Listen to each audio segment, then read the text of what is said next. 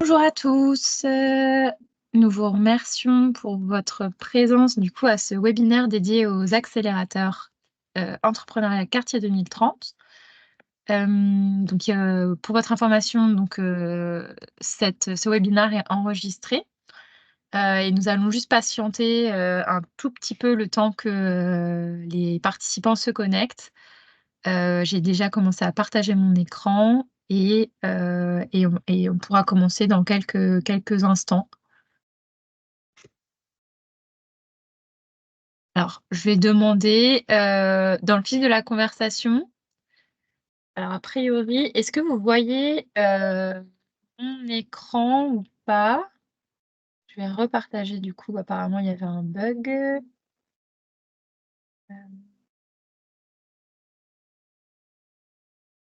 Alors, c'est bon? Parfait. Hop, je me mets en mode plein écran et j'attends encore une petite minute et je commence, à dérouler, la présentation.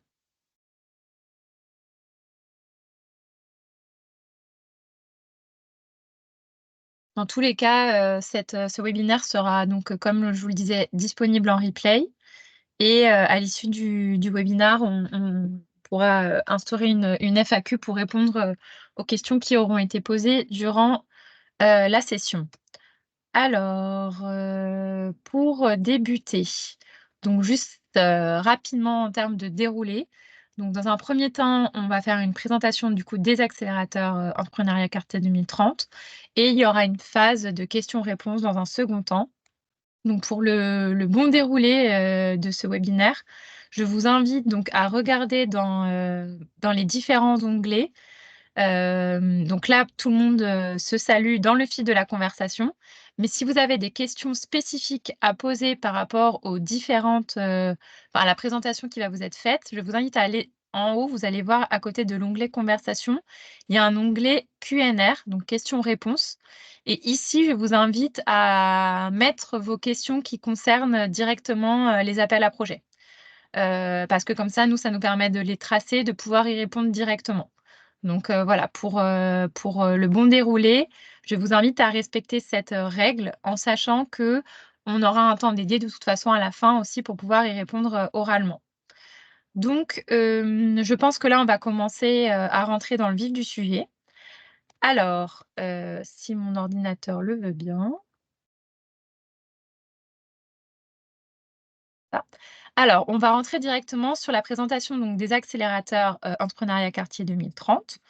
Donc, certains, vous avez vu que tous les appels à projets, enfin, en tout cas, une grande partie des appels à projets liés, à Entrepreneuriat 4-7 2030, ont été diffusés, depuis le 4 avril, donc sur 3 axes, prioritaires de quartier. Le premier axe, détecter, informer, orienter, où vous pouvez retrouver les cités labs, les fabriques, les bus. Le deuxième axe, accompagner et financer, dans lequel s'inscrit notamment French Tech Tremplin, dont le webinaire a eu lieu hier. Pour ceux qui n'étaient pas présents, un replay est disponible. Vous pouvez nous le demander ou normalement, vous avez peut-être reçu un mail avec le replay. Et donc là, on va s'intéresser au troisième axe qui est accélérer, développer, conquérir, dans lequel viennent s'inscrire les 3 accélérateurs émergence, création, croissance TPE. Donc des objectifs, qui sont fixés pour chacun de ces accélérateurs, pour voilà, à horizon, 2027. De toute façon, cette présentation sera disponible également, en même temps que le replay, donc vous inquiétez pas, on pourra y revenir. Donc le cadre général, donc on est, toujours, sur, des dispositifs qui visent à accompagner des entrepreneurs et des entreprises qui sont issus ou implantés en QPV. On a 3 programmes d'accélération intensifs qui se sont basés sur, de toute façon des programmes qui ont déjà été mis en place depuis 2019 par BPIFrance, et qui ont fait leurs preuves. Donc ces 3 programmes distincts, on va avoir l'accélérateur émergence qui va viser, des projets en T-création. On insiste, c'est vraiment pour des entrepreneurs qui n'ont pas encore immatriculé. Pour les entrepreneurs qui ont déjà immatriculé, leur entreprise, on va avoir 2 volets. Donc c'est, la petite nouveauté de Quartier 2030. Un volet création d'entreprise individuelle qui pour des entrepreneurs de moins de 3 ans qui, vise à accompagner des entrepreneurs qui sont immatriculés, mais qui sont déjà souvent qui sont prioritairement des entrepreneurs seuls, donc des fondateurs qui n'ont pas d'associés et qui n'ont pas d'équipe non plus et dont la 1re priorité est de pouvoir se dégager une rémunération qui soit suffisante et viable pour pérenniser leur activité sur un long terme. Contrairement à accélération, création, développement, où là, on adresse des entreprises et des entrepreneurs un petit peu plus matures qui, du coup, auront déjà dégagé, une croissance économique et donc du chiffre d'affaires, et dont la volonté, cette fois, c'est vraiment de générer de la création d'emplois et de la croissance sur leur territoire. La 3e, grande catégorie d'accélérateurs, on est sur les accélérateurs croissance TPE, où là, on vise donc, en termes de bénéficiaires finaux, des TPE, donc des entreprises qui ont déjà plus, de 3 ans d'activité et qui, cherchent à changer d'échelle sur, leur territoire, donc également à créer des emplois et générer du chiffre. Donc on a vraiment une logique de continuum, d'accompagnement pour un entrepreneur qui vous sera présenté, juste après. Mais donc il faut bien avoir en tête qu'on est sur 4 appels à projets pour 3 grandes familles d'accélérateurs. Hem donc, en termes d'attendus et d'objectifs pour chacun des accélérateurs, pour l'accélérateur émergence, on cherche vraiment à favoriser, des compétences. On est sur des entrepreneurs qui n'ont pas encore immatriculé, des entrepreneurs qui ne sont pas encore très matures et là, on cherche vraiment à valider et leur favoriser l'acquisition d'aptitudes entrepreneuriales. Donc ça passe aussi par le gain de la confiance en soi, de l'estime de soi. Ça, c'est vraiment pour des aptitudes, mais des compétences également, puisque de toute façon, on a pu le voir dans les accélérateurs, qui ont été lancés depuis 2019. Il faut vraiment travailler en profondeur le projet de l'entrepreneur pour qu'à la fin de l'accélérateur émergence, on ait une création d'entreprise. Vous le verrez, dans la présentation, qui va suivre, qui compare chacun des parcours. On doit vraiment réussir à formaliser un business model qui soit viable et lié à une création d'entreprise. Pour l'accélérateur, les 2 accélérateurs création, on est aussi là pour favoriser l'acquisition de ces compétences, mais pour fournir un petit peu plus d'outils et de méthodologie encore que sur l'accélérateur émergence aux entrepreneurs, puisque l'entreprise est déjà immatriculée, déjà créée, hem et que du coup, on doit encore, renforcer, les compétences, de l'entrepreneur pour, dans le cas de création individuelle, passer d'un statut, notamment micro-entrepreneur à entreprise et pour favoriser des conditions qui vont permettre aux entrepreneurs de se dégager une rémunération suffisante, de créer de l'emploi ou de générer de la croissance et d'avoir, accès à des financements.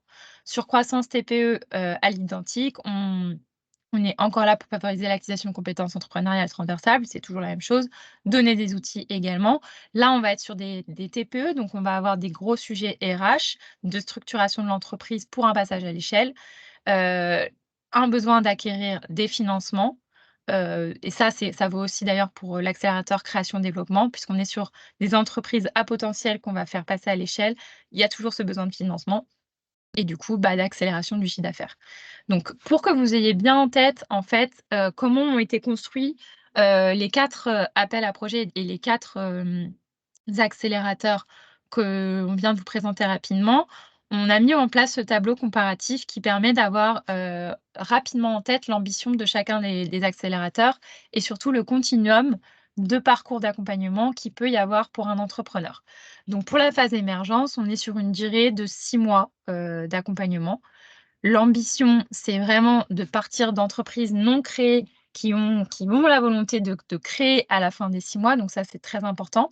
De s'immatriculer du coup en fin de parcours. Heu, il va y avoir des critères d'éligibilité sur vraiment vos bénéficiaires finaux qui vont être demandés, qui vont rentrer dans les KPI et dans les suivis, demandés par Bpifrance et les différents bailleurs de fonds et notamment donc ces critères d'éligibilité pour les bénéficiaires finaux, c'est vraiment que l'entreprise ne doit pas être immatriculée pour l'accélérateur émergence. Au niveau de l'offre, on est sur un accompagnement qui se veut intensif, comme pour tous les accélérateurs, qui doit être un accompagnement complet sur mesure et dans tous les accélérateurs, on retrouve cette logique de promotion. On est sur un accompagnement qui doit mixer de la formation collective, de la formation individuelle et de la mise en réseau et ce de manière intensive et du coup, et dans une logique de promotion. Vous verrez dans les cahiers des charges, une promotion, c'est 15 entrepreneurs, entrepreneuses ou 15 entreprises, pour chacun des accélérateurs. En fin de parcours émergence, on va demander des livrables, pour chacun des accélérés, notamment un business plan qui doit être formalisé, donc avec, quand on entend business plan, on entend une proposition de valeur qui doit être définie, des canaux d'acquisition qui doivent être définis, une cible qui doit être définie, la concurrence qui doit bien être connue, le marché qui doit bien être détaillé et défini et ça déjà c'est la base et en plus de ça, avoir au moins, une roadmap de développement de l'entreprise, prévisionnelle. Donc savoir les grands jalons qui vont, à partir de l'immatriculation, qui vont être posés dans le temps, pour l'entreprise. Donc développement par exemple d'un MVP ou, obtention d'un financement, premier recrutement, première ouverture d'un espace de vente. Tout ça doit être jalonné et un pitch deck de présentation, de l'entreprise. Donc ça, c'est ça un livrable et bien sûr, comme on l'a insisté, on vise des bénéficiaires qui ne sont pas créés en rentrant dans l'accélérateur émergence et un délivrable, c'est qu'on doit avoir une immatriculation effective en fin de parcours pour toutes les accélérés qui auront réalisé le parcours émergence. Pour cela, les opérateurs qui se positionneront sur cet accélérateur, on est sur, une subvention, de la part de BPI France d'un maximum de 4 000 € par accéléré. On rappelle que c'est une promotion de 15 accélérés et du coup, il y a des cofinancements complémentaires à aller chercher, de la part des candidats de 20 à minima. Donc cet accélérateur-là, on couvre bien la France entière et toujours et ça dans tous les accélérateurs, dans les 15 accélérés par promotion, il doit y avoir 70 des accélérés qui sont implantés ou issus des QPV. Donc ça, c'est une constante. Donc c'est pour ça qu'elle n'est pas indiquée, mais c'est une constante sur tous les accélérateurs. Après, on va passer donc ça, c'était la brique émergence. Enfin, sur l'accélérateur émergence. On passe sur les accélérateurs création. Une distinction, du coup, sur les appels à projets entrepreneuriat quartier 2030 entre l'accélérateur création individuelle, l'accélérateur création développement. L'accélérateur création individuelle, donc la durée 12 mois d'accompagnement. On va cibler principalement pour qu'on soit bien clair, des micro-entrepreneurs. Globalement, c'est vraiment la cible qu'on adresse. Ce sont des micro-entrepreneurs qui doivent être immatriculés depuis moins de 3 ans. Il n'y a pas de critères sur le chiffre d'affaires à l'entrée. Il peut déjà avoir bénéficié d'un accompagnement dans le continuum, des produits entrepreneuriat, enfin, quartier 2030. Et vraiment, l'entrepreneur qui est déjà immatriculé doit avoir pour ambition de pérenniser son activité sur le long terme, mais pour ça, il a besoin de se dégager un salaire, son propre salaire. Parce qu'un des constats qui a été fait sur les différents accélérateurs précédemment, c'est qu'une des principales raisons d'abandon d'une entreprise, sur cette cible-là, c'est parce qu'en fait, ils n'arrivent pas à se dégager du revenu et du coup, ils abandonnent. Alors là, vraiment, le but de cet accompagnement, c'est de pérenniser l'activité et de permettre à l'entrepreneur de se dégager du salaire.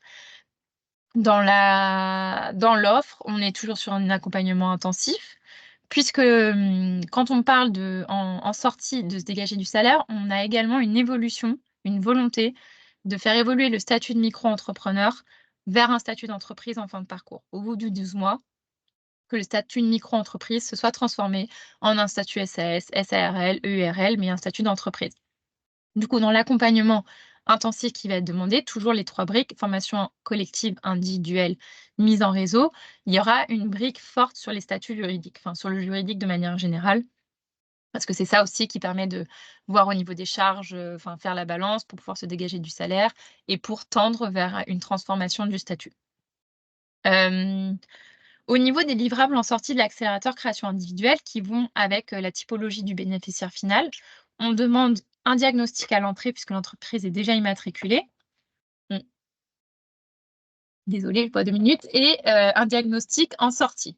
De la même manière que pour l'accélérateur émergence, on va demander un business plan qui doit être formalisé et consolidé, notamment via le PASS Créa de BPI France, qui a été, qui a été diffusé dernièrement.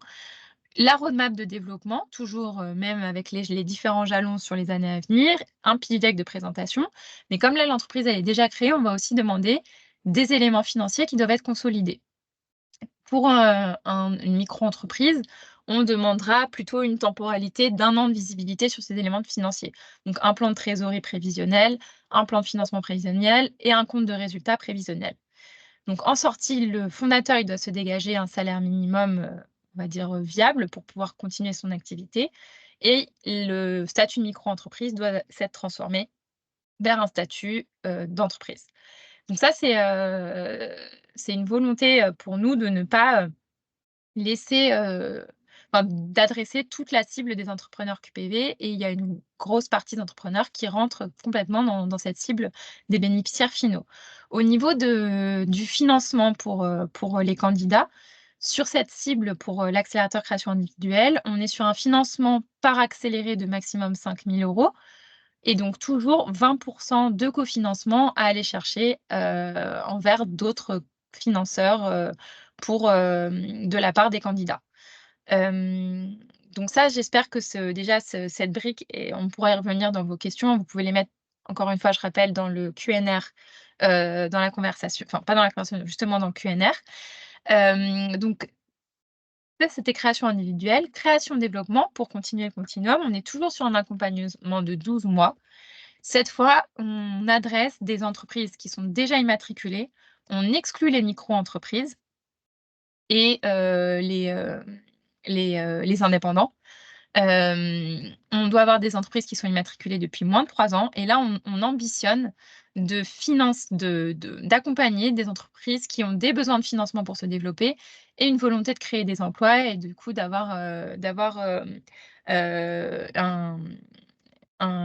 une croissance, forte, dans un futur, plutôt proche. Donc on a un critère à l'entrée sur les bénéficiaires finaux qui est un critère de chiffre d'affaires qui doit être supérieur à 30 000 €. Hem, des exceptions, et on me dit bien exceptions, pourront être faites si ce critère n'est pas rempli.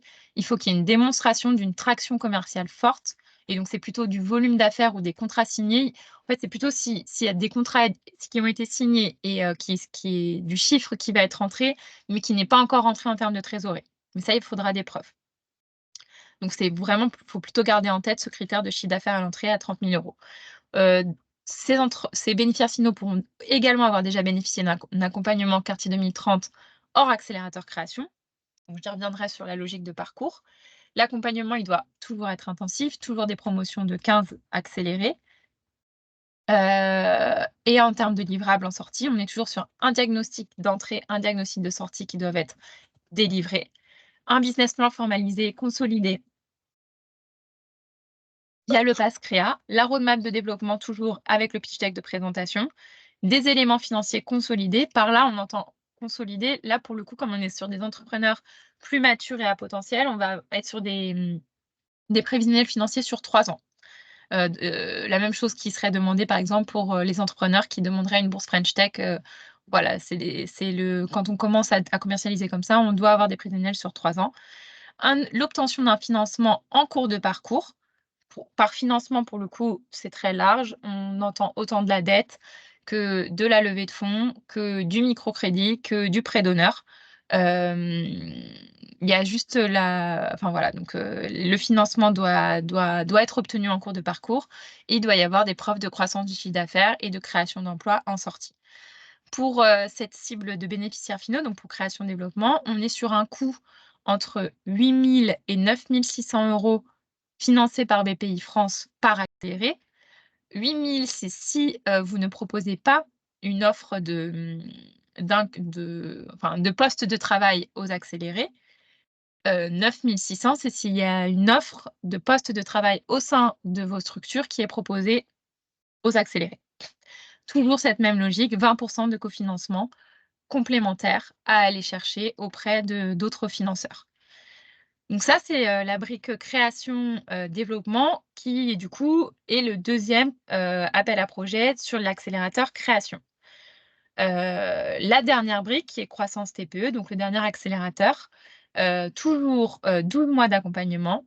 On cible cette fois donc des TPE, donc des entreprises qui sont déjà immatriculées depuis plus de 3 ans, qui ont des besoins de financement, une volonté de créer des emplois et d'avoir une forte croissance du chiffre d'affaires.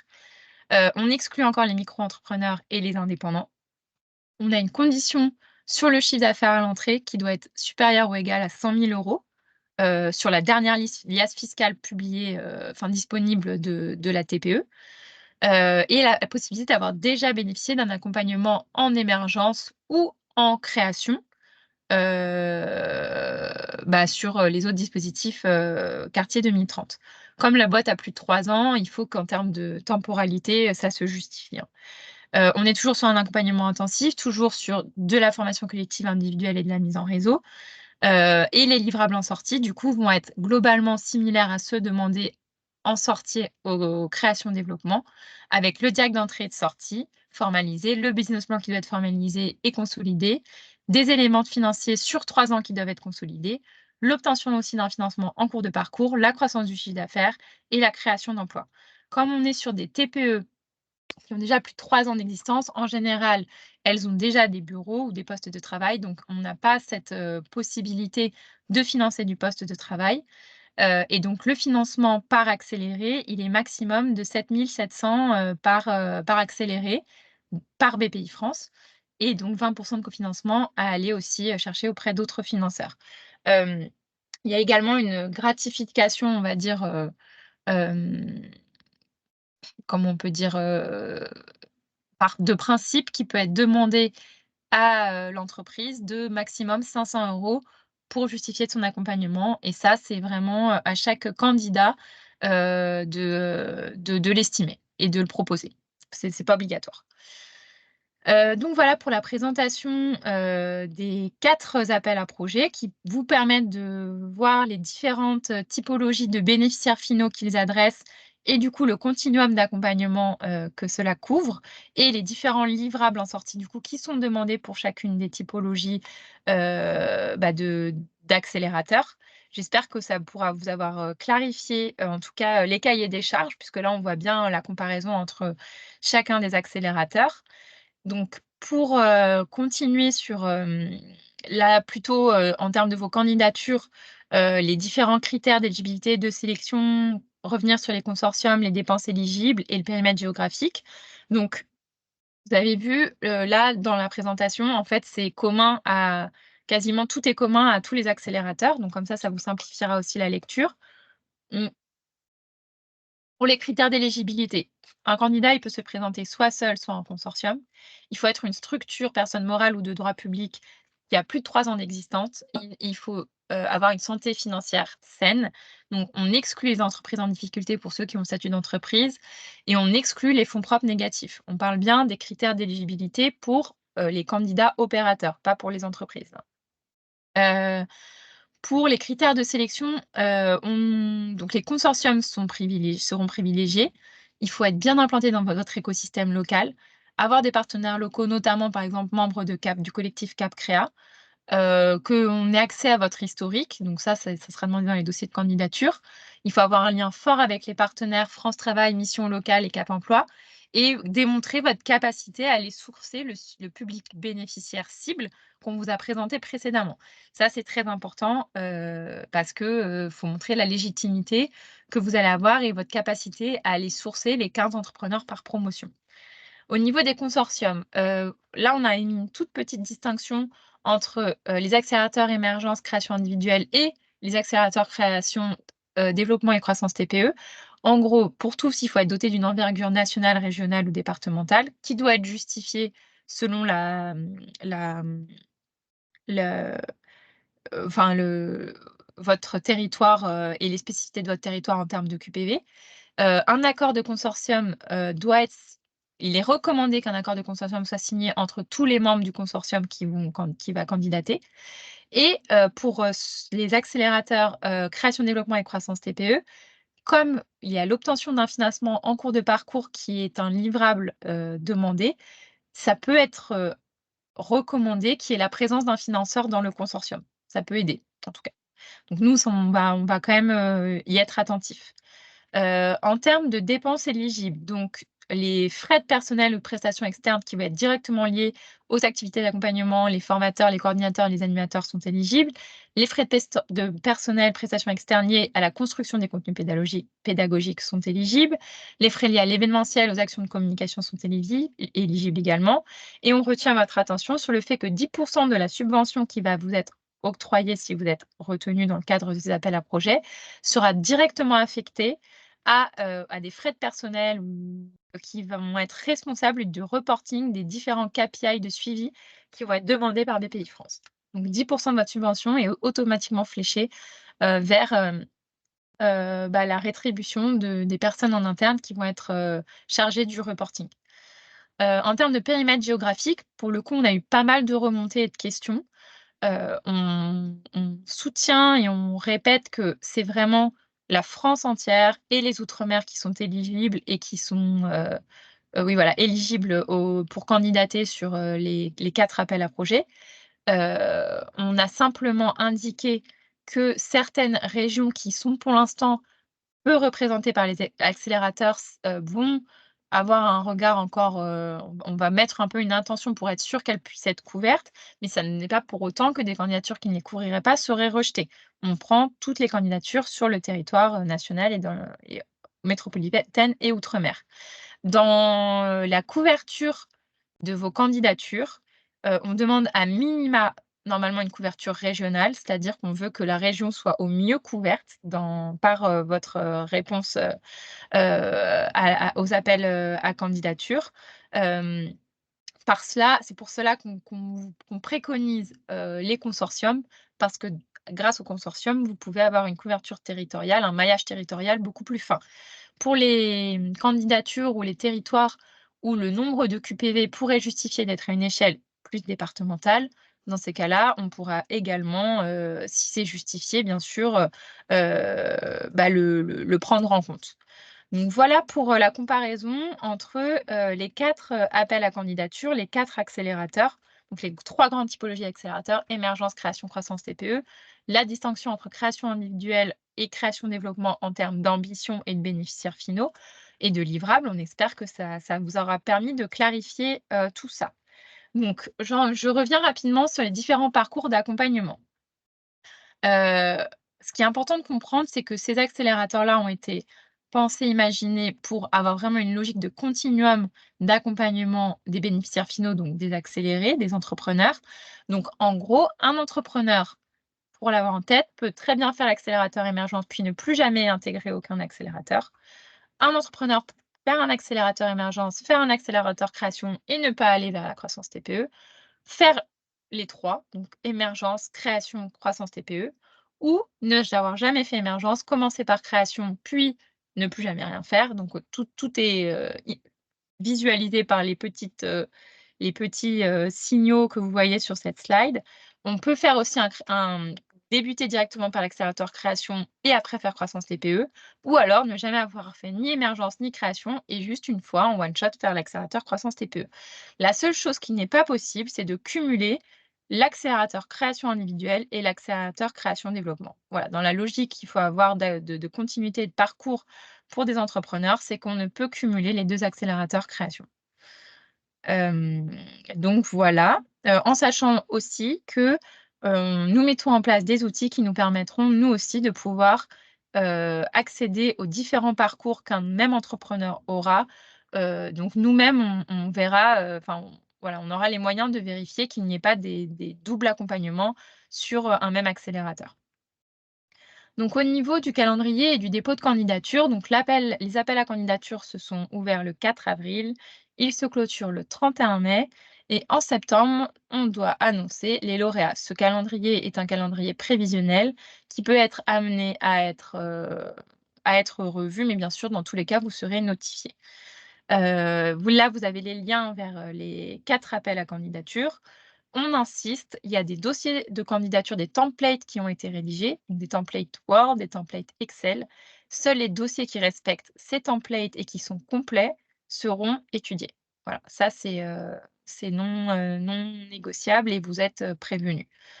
Hem Et donc si vous avez, au-delà de seulement, les appels à projets, accélérateur axe 3 quartier 2030, vous avez un site qui a été développé, où vous retrouvez l'ensemble des appels à projets qui sont disponibles, au Tenté sur tous les axes, axe 1, axe 2, axe 3 de quartier 2030. Donc sur ce même site, donc on vous invite à le consulter si besoin. Voilà pour, la présentation, on va dire, générique, hem, des accélérateurs entrepreneuriat quartier 2030. Maintenant que cela est fait, si vous voulez, on peut passer sur la phase de questions, réponses. Alors, j'espère qu'il y en a pas trop pour tout remonter le fil.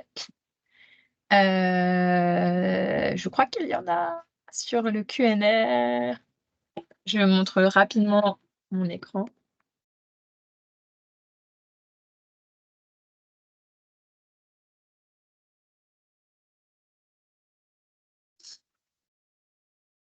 Mmh.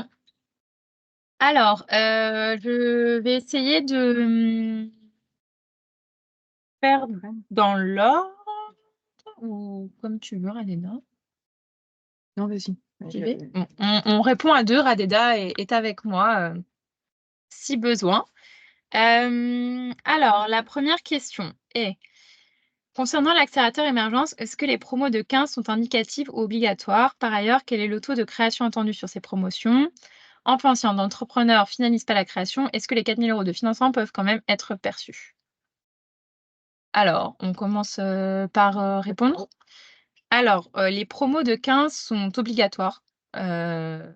sont obligatoires. Il faut réussir à atteindre cet objectif. Par le passé, nous avons essayé des modèles où il y avait des promotions de 20 ou des promotions de 10, ça n'a pas été, concluant. Donc, les promotions de 15 semblent être le chiffre, idéal pour avoir, des synergies entre les entrepreneurs. Le taux de création attendu en fin de promotion sur émergence, il est de 100. C'est pour ça que le sourcing et les phases de jury et d'entretien avec vos entrepreneurs sont, sont essentielles. Hem Alors, je continue. Alors, tu veux lire la question? Sur Florence Platsouris. Ah non, moi j'ai 6 mois, non. Ah, moi j'ai, Vas-y, bah, fais dans l'ordre, bah, moi j'ai dans la vas-y. logique du continuum d'accompagnement, par qui se font accompagner ceux qui vont rentrer en accélération, création, développement dans l'obtention de leur premier 30 000 de CA? Par qui se font accompagner? Donc quel est le sourcing? C'est ça? J'ai pas compris la question. Bah, pour les questions qu'on comprend pas forcément, Si tu peux préciser, est-ce que c'est le sourcing des bénéficiaires de l'accélérateur création développement? C'est ce que je comprends, mais dans le doute, je veux bien que ce soit reprécisé. J Est-ce qu'un bénéficiaire peut faire l'accélérateur émergence et création avec le même opérateur? Ça, c'est oui. Concernant ça, tu l'as répondu. Quid du lien avec les accélérateurs création et émergence qui sont actuellement en déploiement sur les territoires? Les deux peuvent cohabiter. Quid du lien avec les accélérateurs qui sont actuellement, donc on parle de la génération emprunt pour précédente. tous. Ouais. Oui, les 2 peuvent cohabiter, effectivement. Alors, pourquoi viser une transformation du statut EURL ou SASU puisque micro-entreprise n'est pas nécessairement un statut transitoire et que les plafonds de chiffre d'affaires peuvent permettre de se rémunérer de façon décente? On Donc là, si j'ai bien compris la question, c'est pourquoi on «force» entre guillemets le passage du statut de micro-entreprise vers un statut d'entreprise qui ne soit URL ou SASU? Je pense que c'est ça la question. On aimerait avoir des entrepreneurs qui ont un statut, qui permettent derrière de passer à l'échelle et le statut de micro-entreprise pour un passage à l'échelle puisque vous l'aurez bien compris, hein, les coûts par accéléré, vous avez pu le remarquer, sont assez élevés sur les accélérateurs et du coup, on vise même pour l'accélérateur entreprise individuelle que derrière, il y a quand même cette logique de croissance en sortie de l'accélérateur création individuelle et dans la durée derrière pour aussi cet entrepreneur et que du coup, les statuts de micro-entreprise sur un passage à l'échelle ne sont pas forcément, heu, les plus avantageux, notamment en termes de charges, et cetera, et de limitation de chiffre d'affaires et de volume d'affaires.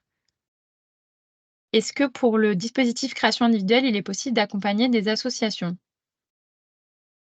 Heu, si c alors on va avoir la même réponse que pour BPI France de manière globale. Les associations ne sont pas exclues à condition qu'elles présentent un modèle économique avéré. En gros, une association qui a un but non lucratif, qui ne génère pas de chiffre d'affaires, de volume d'affaires, qui dépend de subventions et cetera, ne peut pas être accompagnée. Mais une association qui arrive à avoir son propre modèle économique peut être accompagnée. Concernant les cofinancements, est-ce que l'autofinancement est possible si ce sont des ressources propres de l'association? Oui, mais il faut dans ce cas démontrer, une santé financière par l'historique et par le prévisionnel qui le permet et ça, on sera très vigilant là-dessus. Pourriez-vous revenir répéter les conditions de subvention par BPI France pour chacun des programmes? Alors c'est toujours de la même manière qu'il faut le voir. C'est un coût par accéléré qui va être multiplié par un nombre d'accélérés par promotion et selon les dossiers de candidature que vous allez présenter, eh bien, vous allez avoir, un montant de subvention global qui est le coût par accéléré multiplié par le nombre d'accélérés et de 15 par promotion multiplié par le nombre de promotions que vous êtes capable de d'accompagner, sur la temporalité de Quartier 2030, donc à horizon 2026. Est-ce que des dispositifs concernant uniquement des entreprises futures entreprises ou également des associations statut ESS? Heu, non, alors ça concerne pas uniquement des entreprises ou futures entreprises qui ont des statuts ESS, mais ils sont éligibles également. On ne cible par exemple, un restaurant, l'ouverture d'un restaurant, peut être éligible, sur une création individuelle, heu, enfin ce ne sont pas que des entreprises, statut ESS en tout cas. Bonjour, est-ce à l'opérateur de trouver les entrepreneurs ou nous sont-ils fléchés par d'autres structures? Alors, il y a en effet différents biais pour, alors c'est quand même à vous de sourcer vos entrepreneurs, mais du coup, c'est également à vous de parfaitement être intégré dans l'écosystème, quartier entrepreneuriat quartier 2030, et de vous l'approprier parce qu'en effet, il y a des acteurs qui sont chargés de l'aller vers, donc de la détection des entrepreneurs et de leur redirection vers des programmes d'accompagnement adaptés. Donc c'est pour ça qu'il faut être très intégré avec les porteurs, qui vont être chargés de la détection du et de l'information, des entrepreneurs qui ont des gros objectifs afin de pouvoir, sourcer, les entrepreneurs, qui rentrent dans les critères d'éligibilité des bénéficiaires finaux. Hem, les candidatures qui vont montrer cette capacité de travailler main dans la main avec les acteurs qui permettront de leur, flécher des entrepreneurs et qui vont avoir leur propre, réseau de s pour sourcer, leurs propres moyens de communication, leur propre identité, forcément, vont également, être, privilégiés dans notre lecture des appels, enfin des candidatures.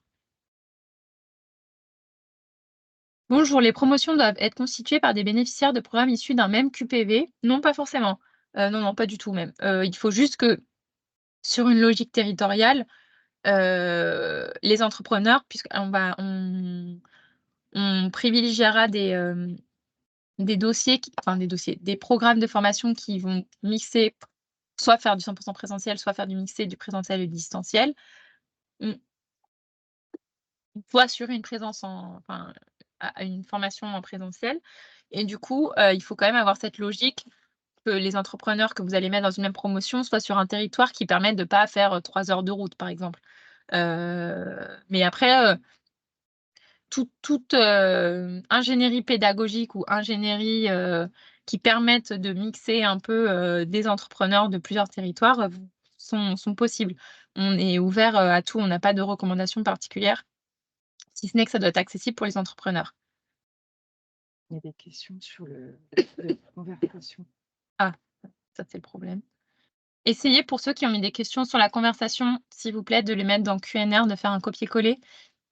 Sinon, c'est pas possible pour nous de les lire, c'est trop compliqué déjà qu'il y a beaucoup de questions. Alors, je vais quand même répondre à cette Oui. question parce qu'il y a un lien avec une autre question d'un candidat qui a moins de 3 ans d'existence. Et donc là, la question, c'est toutes les structures d'un consortium doivent-elles avoir plus de 3 ans d'existence? Non. Le chef de file, c'est celui qui est responsable de l'action et qui est bénéficiaire des fonds versés par le pays France. C'est le critère sur lequel on va étudier l'éligibilité. Donc, ça veut dire que si vous êtes à moins de 3 ans d'existence, vous devez vous mettre en consortium pour respecter ce critère d'éligibilité. En quel cas, ça ne passe pas. Ok. Donc, toutes ces réponses seront mises dans une FAQ, hein. À partir de quand les dépenses sont-elles prises en compte? À partir du moment où vous recevez votre lettre de notification par BPI France que vous êtes lauréat, et à partir du moment où la première, normalement, en fait, ça sera inscrit dans votre contrat au moment de la contractualisation, mais donc ça sera. Pour la prise en compte des dépenses, le minimum à laquelle on peut respecter ce principe, c'est au moment de la dépose du dossier. Donc, il n'y a pas de rétroactivité de la prise en compte des dépenses. Mm. En revanche, s'il y a une clôture au 31 mai et que vous envisagez de déployer au 1er juillet, il est possible de prendre en compte les dépenses à partir de cette date. Du 31 mai, hein. Oui, tout Ouais. à fait. Ok, vous avez parlé de 2 promos de 15 accélérés pour l'accélérateur émergence. Quel est le degré de granularité de ces chiffres, régional, départemental ou national? Ça dépend vraiment de vos candidatures. Si vous candidatez à l'échelle d'une région et que c'est, alors à l'échelle d'une région, ça dépend des régions, mais que c'est, entre guillemets «faisable» pour des accélérés, d'avoir un temps de trajet qui soit suffisamment court pour couvrir, une échelle régionale. Je vois pas trop dans quelle région c'est possible, mais bah, c'est possible. À l'échelle départementale, enfin, c'est quand même plus facile à l'échelle départementale. Mais en gros, pour le coup, c'est pas une instruction qu'on a, nous, vers vous, c'est à vous de nous proposer un programme où vous êtes capable de proposer une granularité qui soit cohérente. Nous, on n'a pas pour le coup, on n'a pas une info descendante. C'est dans vos dossiers de candidature qu'il faut, montrer un programme d'accompagnement sur, une échelle. Par exemple, si vous êtes en si vous êtes 4 dans un consortium pour couvrir une région et que chacun des membres du consortium accompagne 4-5 accélérés sur son territoire, bah, c'est une seule promotion de 15 sur un territoire régional, mais assurée par 4 opérateurs. Et en fait, il y a tellement de possibilités qu'on n'a pas de réponse toute faite. C'est vraiment à vous, selon vos partenaires sur un territoire, d'adresser la meilleure manière en termes de granularité territoriale pour déployer ces dispositifs. Euh, j'ai pas le même ordre que toi. Ah. Je vais dire la première question. Concernant la subvention, je comprends que celle-ci est destinée aux créateurs d'entreprises. Y a-t-il un soutien financier pour l'animation du dispositif et le sourcing des entrepreneurs, ou faut-il s'appuyer sur un dispositif comme CityLab? Il y a plusieurs sujets là-dessus. Sur la partie sourcing et détection, ça repose aussi sur le consortium et les opérateurs, hein. C'est-à-dire que si vous avez une expertise, vous êtes implanté localement, vous avez cette capacité d'aller détecter et sourcer les bénéficiaires des accélérateurs. C'est aussi un de nos critères de sélection. Vous pouvez vous appuyer, et on vous encourage à vous appuyer sur tout l'axe 1, les bus, les CityLab et les carrefours, pour vous apporter ce flux en termes de bénéficiaires. Et pour répondre à votre question, non, il n'y a pas de soutien dédié pour l'animation du dispositif et ce sourcing. C'est intégré dans le financement qui est octroyé dans les accélérateurs. Donc, le coût par bénéficiaire sur chacun de ces accélérateurs intègre nécessairement la partie détection et sourcing. Concernant l'accélérateur TPE, chaque projet doit recevoir une promesse de financement à la fin du programme. Ben oui, voire avoir reçu un financement au cours du programme, mais oui. Et dans le cas où une promotion émergence de 15, il n'y a finalement que 14 créations d'entreprises, est-ce que le financement passe de 15 fois 4 000 euros ou 14 fois 4 000 euros, ou bien est-ce que tout le financement est annulé? Tout le financement est annulé, bien entendu. Non, c'est au prorata du nombre de bénéficiaires. Et c'est sous réserve. voilà, sur ce principe, on est, voilà, dans tous les cas, il y a pas de financement annulé, mais c'est parti pour un principe de au nombre de bénéficiaires réels.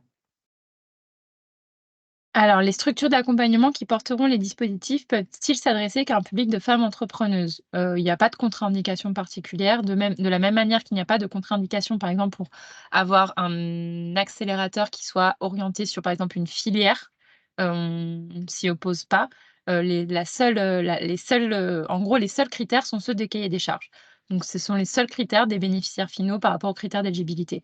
Tout le reste, critères d'éligibilité, notamment, du coup, forcément, le public QPV. Mais le reste, c'est, à votre, c'est selon vos propres, connaissances, vos propres, votre propre maillage et ce que vous savez faire ou qui vous savez adresser. On ne voit pas contre-indication.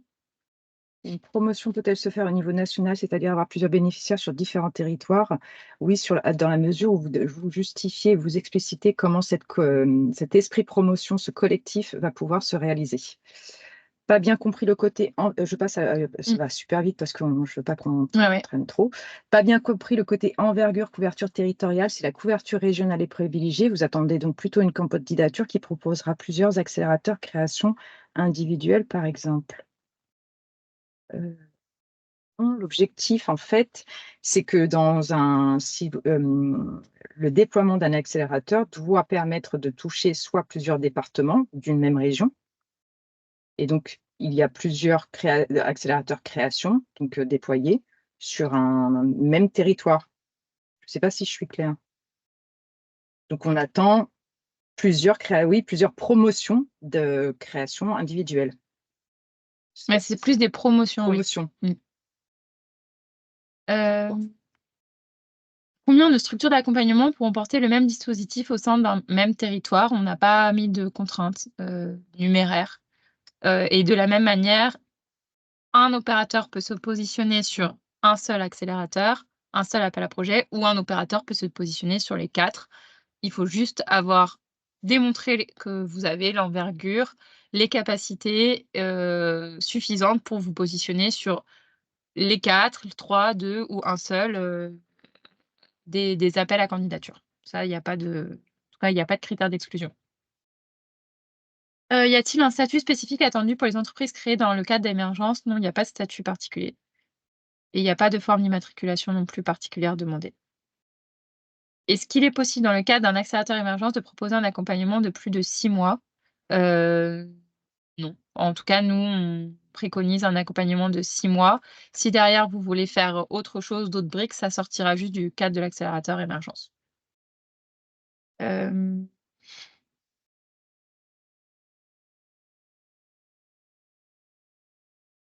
alors attendez. Est-il possible de candidater si nous sommes présents sur un territoire uniquement? Oui, mais on vous encourage à vous mettre en consortium avec d'autres acteurs de votre territoire pour avoir justement un impact au niveau de votre territoire, enfin d'avoir une candidature qui couvre une plus grande région que votre propre territoire. Ah oui, pardon, c'est 8 en effet, j'ai eu il y a pour, la remontée des données administratives, en effet, c'est 8. Il y a une erreur dans la présentation, c'est pas 10 mais c'est 8.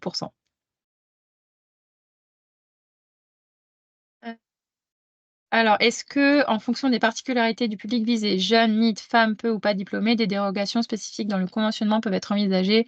Taux de création, nombre de personnes par promo, pourcentage de QPV? La réponse est non.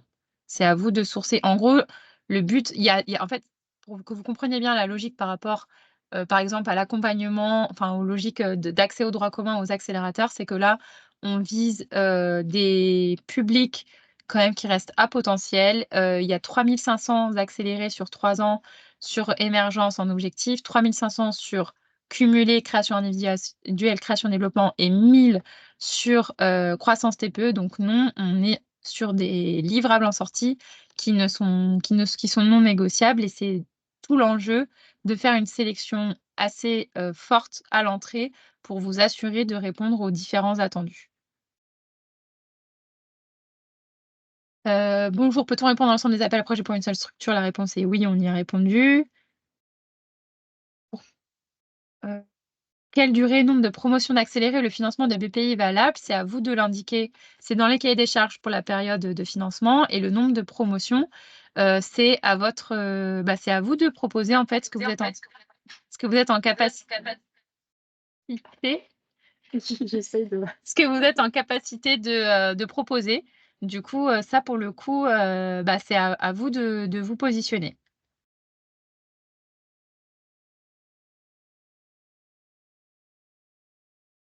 De toute façon, je pense qu'on va bientôt avoir fait, le tour. On est déjà à 1h10 de présentation. Est-ce qu'un bénéficiaire peut faire l'accélérateur émergence et création avec le même opérateur? Oui, il y a pas de problème, sauf qu'il va passer par il doit passer par un même process, un même jury et l'opérateur devra indiquer à BPI France pourquoi il fait passer son bénéficiaire, par exemple, de l'accélérateur émergence vers un accélérateur création. Il faut que ça soit, de la même manière, que pour d'autres entrepreneurs, justifié et présenté à BPI France. Concernant l'accélérateur émergence, est-il nécessaire de réaliser chacune 2 promotions de 15 ou est-ce qu'on peut faire 3 promotions de 10? Non, les promotions sont de 15. Il y a pas d'objectif global de 30, il faut vraiment réussir à faire des promotions de 15. Je crois que là, on a répondu à toutes les questions. Oui, je crois qu'on a répondu à toutes les questions. Dans tous les cas, s'il y avait des questions que nous n'aurions pas vues ou que nous aurions loupées, parmi, toute la conversation, la FAQ sera disponible. Ah, Elle est où, Laura, ta question? Sur la conversation? ouais, je vois pas là. J'aimerais savoir si le PowerPoint sera envoyé. Oui. Oui. L'accompagnement pour l'émergence peut-il être fait en ligne? J'ai répondu. Oui. Après, à démontrer cet esprit promotion et les critères d'un accélérateur. Je viens de répondre. Je crois que c'est moi, hein. Y a-t-il des limites au cofinancement? Il y a quelqu'un qui a levé la main. Ouais. Non. Non, il n'y a pas de limite au cofinancement. Hervé Ducrot a levé la main. Il faut écrire, Hervé. ouais. On est dans le cadre d'un webinaire, du coup, c'est pas comme une réunion Teams. Un avenir pour les différentes dates, vu que les opérateurs commenceront leur activité, leur travail en décalé. Non, c'est pour ça qu'il n'y a pas de décalage à prévoir, puisque si vous planifiez le démarrage d'une activité, soit vous la planifiez en fonction de la date de décision qui a été indiquée dans les cahiers des charges, mais c'est pour ça que les critères, et quand vous candidatez et que vous indiquez on va démarrer à telle date, on s'attend à ce que vous démarriez à telle date, parce que sinon on gère en termes de gestion, de notre côté, un flux important d'avenants et de suivi qui devient ingérable. Alors. Durée nombre promotion d'accélérer le financement. C'est dans le fil de la conversation, ça tombe. Ouais, moi aussi, j'en ai sur le fil. Non. Alors, là, j'ai une question sur l'éligibilité d'un opérateur de moins d'1 an. En effet, c'est pas possible. Il faut avoir plus de 3 ans. C'est dans le cahier des charges, dans les critères d'éligibilité. Ça veut dire que vous pouvez faire partie d'un consortium, mais que vous pouvez pas être chef de file. Mais on a déjà répondu à cette question. Ouais. Quel est le nombre de promotions attendues par région? Pareil, on a déjà répondu à cette question. Et c'est dans le cahier des charges. Oui, on a répondu à cette question. J'ai répondu à ces Oui, questions. oui, mais c'est parce qu'après, il y en a peut-être qui se connectaient plus. Par écrit en plus, hein, Ouais. j'ai répondu par écrit. Dans tous les cas, je pense qu'on a fait. Oui, alors l'utilisation du pass créa est obligatoire dans sa totalité. Peut-on par exemple utiliser un autre template pour le BP? Oui. C'est un. Si, parce qu'apparemment, c'est que pour les éléments financiers. Ok. Ça peut être un mix, pour le coup. Pouvez-vous présenter le reporting pareil, le nombre de critères quantiques allie le timing entrée-sortie post-programme? Ça sera détaillé dans les. De toute façon, on a marqué entrée, suivi, et le suivi à 6 mois, 1 an. Tout est dans le cahier des charges avec une partie dédiée sur le reporting. Et si c'est pas en effet exhaustif dans le cahier des charges, puisque ça sera contractuel, dans tous les cas, au moment où vous allez contractualiser avec BPI France, avant de signer, tout sera indiqué. Donc ça, pour le coup, il y aura un outil dédié pour le reporting qui est développé. Donc vous pourrez y accéder. Sonia, donc une association qui accompagne les entrepreneurs, on n'a jamais dit que c'était pas éligible. Non. Non, non, en gros, il faut avoir plus de 3 ans Oui, d'existence. c'est ça le critère. et ne pas être entreprise en difficulté, mais là, si vous êtes une association, c'est pas le cas, et ne pas avoir de fonds propres négatifs.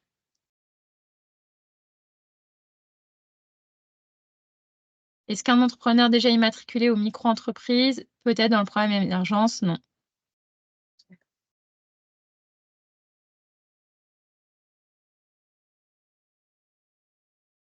Catherine. Merci beaucoup. Non, c'est pas possible. C'est vraiment un critère d'exclusion, le fait d'être, immatriculé, et du coup, bah, dans ce cas, l'accompagner vers un dispositif de droit commun jusqu'à ce qu'il soit éligible à l'accélérateur création individuelle.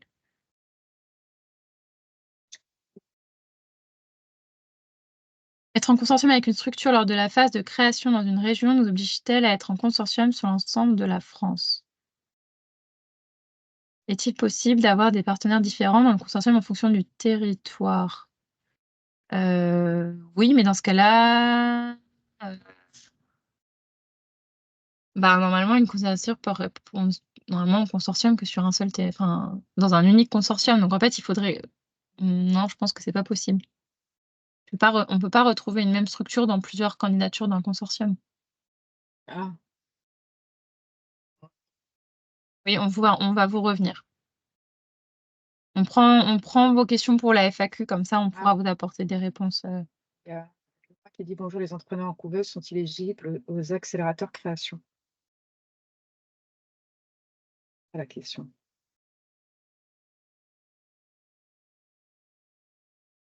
Avec le critère à la fin, qui est attendu en Ouais. livrable et en il y aura effectivement un attendu plus fort là-dessus, en respectant le cahier des charges.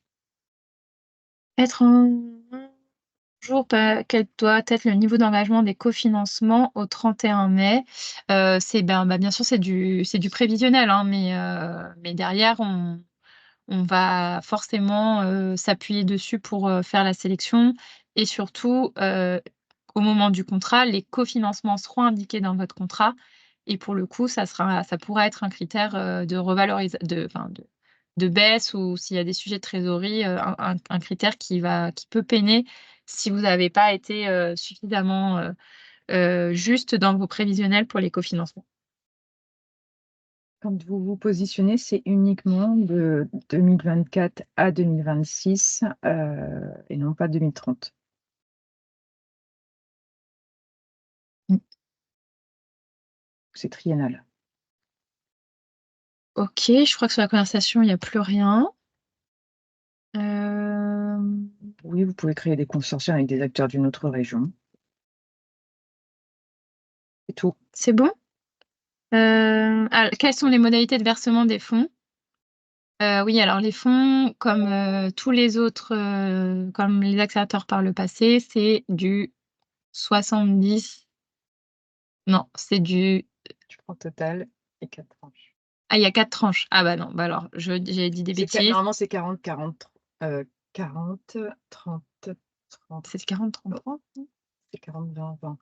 Ah ouais. Bon, c'est la dotation totale et répartie en 4 tranches et Avec donc une tranche majoritaire au début. au début, voilà. Mais on n'a pas encore accordé nos violons là-dessus, par rapport, aux services, financiers. Du coup, on vous reviendra. On vous donnera une réponse définitive dans la FAQ. Hem, OK, je pense que c'est bon, non? De toute manière, si une question, là, n'avait pas été, traitée à l'oral, et pour les questions en plus où on n'a pas une réponse, dans l'immédiat, toutes les questions ne seront pas ignorées et seront intégrées dans la FAQ. Donc, je crois qu'on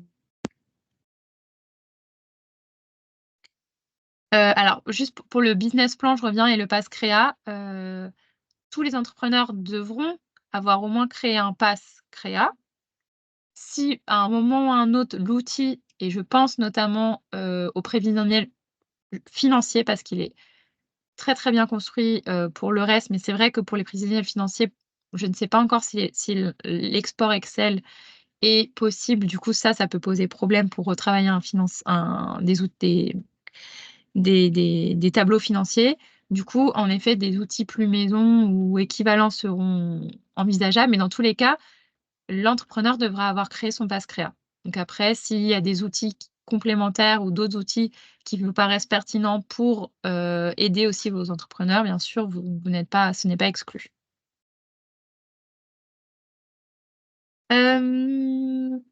Est-ce qu'il est possible de mettre des promotions mixtes? Non.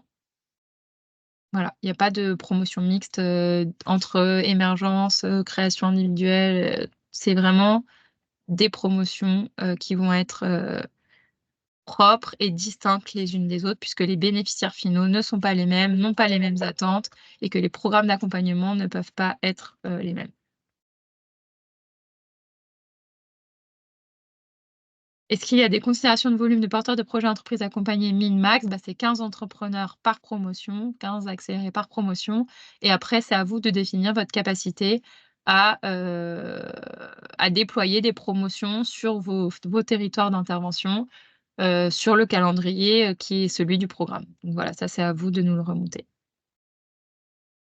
Et au long de l'accompagnement, le reporting, c'est marqué dans le cahier des charges, mais il y a des données à l'entrée, des données à 6 mois, des données à 1 an, et encore après, pour chacun des entrepreneurs. Donc le suivi de vos entrepreneurs une fois que l'accompagnement est terminé, est également important. Est-ce qu'un entrepreneur qui est passé par l'accompagnement renforcé peut entrer en accélérateur création? Oui. Oui, oui, ça peut être une source, bah, pour le sourcing de vos accélérés. Heu, ben, je crois que c'est bon, non? Je pense que c'est bon. Si vraiment il y a une question urgente que vous avez qui n'a pas été adressée, levez la main, comme ça on voit juste qu'il y a une question qu'on a oubliée et vous pouvez la remettre sur, oui, l'INSEE, Agnès également. Alors, je cherche Agnès. Combien de critères au minimum faut-il remplir pour que BPI considère l'objectif atteint? Bah, De c'est tous, hein. critères. Oui, les critères sont cumulatifs et il n'y en a pas un qui peut être laissé de côté. Et l'INSEE, Moi non je vais aller plus. voir conversation. L'INSEE, si vous pouvez marquer Ah, peut-être. les entrepreneurs en couveuse sont-ils éligibles aux accélérateurs création? Oui, on a déjà Oui. répondu. Donc, à partir du moment où les critères à la sortie sont respectés ainsi qu'à l'entrée. Est-ce qu'il y a encore quelqu'un qui a levé la main? Agnès, c'est bon, on a répondu à votre question, non? Si oui, vous pouvez baisser la main, comme ça nous on s'y retrouve. Sinon, vous pouvez marquer dans le fil de la conversation s'il y a quelque chose sur Merci lequel on à n'aurait pas vous. répondu. Merci. OK, je crois que c'est bon alors. Bah, merci à tout le monde pour, votre Oui. participation. Donc le webinaire sera disponible en replay. On vous enverra, le lien, dans la journée ainsi que le support, de présentation. Merci à vous et bon courage pour la suite. Oui, merci beaucoup. Ciao. Au revoir.